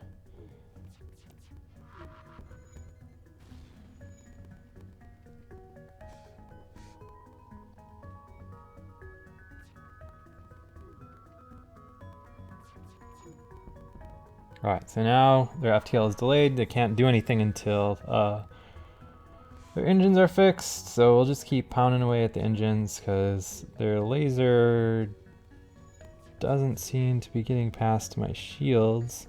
Additionally, I'm going to move this dude to my shield just so it recharges faster. Oh shit, my stuff's on fire in the front. Get out of there, bro. That's not great. Alright, well, hopefully he can fight that fire. In the meantime, my door control here. Open. Alright, so vent that fire. In the meantime, keep firing on him. Oh shit, he jumped out. Alright, so scout jumps away. They are sure to have informed the fleet of your position. You must get to the next sector as soon as possible. So fleet pursuit is doubled for one jump, which you'll see on the map here afterwards. Let me just take care of this fire first. Oh god, it's spreading. It's spreading. Alright, let me get this bro over here.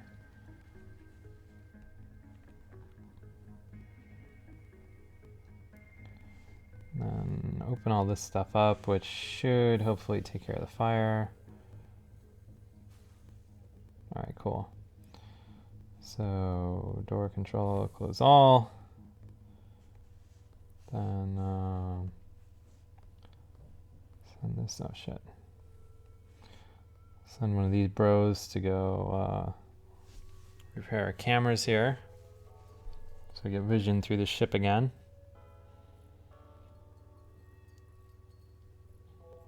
And then which guy is low?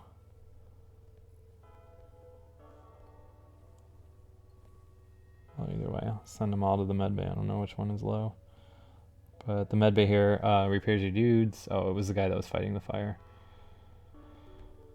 So you get these guys in there to repair that. This guy back to the bridge.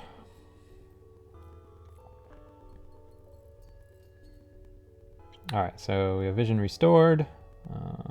Send this guy back over here. This guy can arm the shields. No, one of you go to the engine. All right, so everything's back to normal, or as normal as we can be. It would have been cool to kill that guy before he jumped, but what can you do? All right, so now we need to jump, and we will just go to the exit here. So this is the exit beacon. Go here and travel to the next sector. Oh, I forgot to point it out, but they moved up a little bit more on the next map, or the on the map that shows like where the enemy is in relation to where you are, the rebel guys, I guess. So you've arrived at the long-range beacon. When the FTL drive is charged, you can jump to the next sector. All right, cool.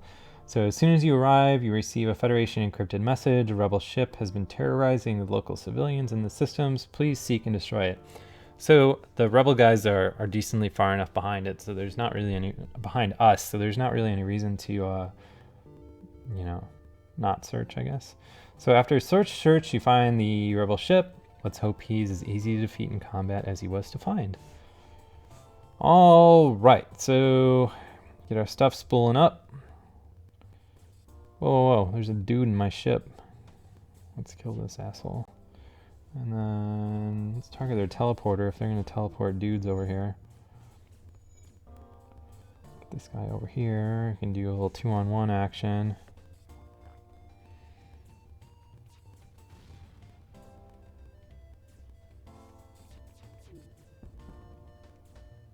Alright, so get this guy back on the shields, that guy back on the engines. I'm going to fire up my lasers, or my missiles too. This is no time to screw around. Shoot the weapon system.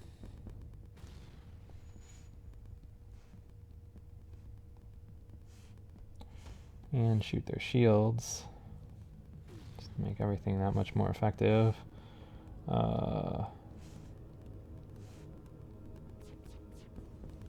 Cool. Alright, so the ship explodes, leaving behind a substantial collection of useful scrap materials. So 2 missiles, 1 drone parts, and 26 scrap, which is augmented by the scrap augmentation stuff that we got before. So to just make things nicer, let's repair the medbay, and which in the process will heal my dudes up. As you can see, my dudes are getting healed up. So once again, send this guy back to the bridge, this guy to the shields, and that guy to the engines. Oh, wait, might as well repair this too while I'm in here. Oh, wait, hang on. Let's get to the engines, fine. Alrighty, so we are ready to jump. And we want to go to the next sector. All right, so this kind of takes us to the next part of the game. So you saw the individual kind of sector maps. So this is like the overarching thing that we do. So we want to make it to the end here, which I've selected in the green, or, you know, just basically keep going to the right is the gist of this screen. So we can either jump to a pirate-controlled sector or an uncharted nebula. So, you know, basically making choices here as we keep going. So we see here, if we go through the pirate-controlled sector, our two choices after that are civilian sectors, and then nebulas, and then more civilians, then unidentified hostile sectors. Otherwise, we could do like nebula, civilian, and then civilian up and across. I don't know. I never really seem to do well enough that it really matters. So let's go to the pirate-controlled sector because that might be a little bit more interesting. And then a few Federation-friendly planets still exist in this sector, but they are constantly under attack by pirate raids. This is a dangerous sector, so be careful. So, I don't know. I think we should cut it here so I can save some of FTL for tomorrow's stream. But basically, saw the whole tutorial, which goes through all the mechanics of the game, like how all the touch interface stuff works now, which is way better. Well, I don't know if I should say way better. It's way better than I imagined it being, I guess, because this is a game that you play with a mouse, or that you did play with a mouse on the PC version. iPad version is absolutely fantastic, to the point that I would say this is probably the definitive version of the game. So if you haven't downloaded FTL yet, this is definitely the version to get when it gets released tomorrow night for $10. And then after this tutorial, I played through the first system, which, you know, we saw how fighting and combat worked. And again, this is easy mode, but I didn't need easy mode because it is very, very, very easy to die in this game. It is really not forgiving, and everything's random. Like it's a space roguelike, so you know, it is what it is. So we're in the first area of this next sector here. As you can see, our jump options include these kind of like cloudy sections or nebula sections here. That disrupts here. Well, we'll jump here just so I can show it for an example. So this will disrupt our sensors and stuff here when we go here. So a heavily damaged Federation ship is hiding in the nebula at this beacon. Before you have time to make contact with them, they fade into the nebula. So let's attempt to follow and help them. Your search is hopeless. Your sensors can't pick anything up in the nebula. So, you know, again, that just shows that our sensors are basically useless here. So not much we can do. All we have to do next is jump out. So again, see the kind of loop of the game. Basically amounts to resource management, intelligent upgrades, spending your scrap wisely while still having someone reserved to repair your ship if you need it. The luck of finding the space stations that can repair your ship, or, you know, having a repair drone and stuff like that. Like this game is so deep and so in depth and everything else that like you could basically load this up on your iPad and have a game to play for the next year, like no problemo. So easily worth every bit of the $10 you're asking for it, and highly recommended. All right. So let's go through what we played today. Started off with a little bit of Hodappy Bird, which, you know, the most amazing iPhone game to ever be released in the history of iPhone games. From there, what did I play? I guess this, what was this called? Heroes of, don't remember. Horde of Heroes. Horde of Heroes is really good. My kind of puzzle game. I really like how all the cascading stuff works. Like you're making matches like crazy. It seems to have like a Candy Crush style pay model combined with RPG elements and everything else. So really good. Canadian soft launch. I think it's coming out later this month. So definitely gonna check that out when it comes out. And we checked out UFHO2, which I don't know, weird kind of board game thing that wasn't really too awesome. I guess so. I don't know. I mean, I guess check the stream archive. That looks like something you're into. Go for it. It's $4, so whatever. Checked out my Boom Beach, which is doing all right, I guess. Still, I don't know. It's I'm no Boom Beach expert, but whatever. And then last but not least, played FTL for quite a while, which you saw there. So FTL is really good. It's basically exactly what I wanted when I played down the PC for the first time, and really glad that it's finally coming to iPad. So that's about it. Thanks a lot for watching, guys, and I will catch you tomorrow. Start a little bit early. We'll be streaming at 3 p.m. Central, whatever that is to your time zone, and going until around 6 p.m. Central. Stream more FTL, as well as Monument Valley and whatever other cool games get released tomorrow. Those are two big ones, so I could easily stream FTL for 3 hours straight. So if it comes to that, I have absolutely no problem with that. So yeah, that's about it. I will see you guys later, and thanks for watching.